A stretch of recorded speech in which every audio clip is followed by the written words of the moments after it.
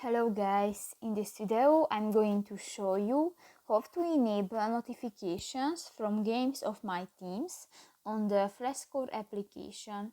But first of all, I just want to mention, please don't forget to subscribe to our channel, because at 100,000 subscribers we are going to show you our YouTube revenue statistics and growth strategy, how to make money online.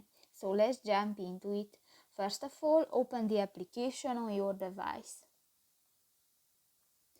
Tap to the settings icon at the upper right corner of the screen, and in the push notification section, go to the second option, the notification settings. In the general settings option, you can find the second option, the notifications from games of my teams.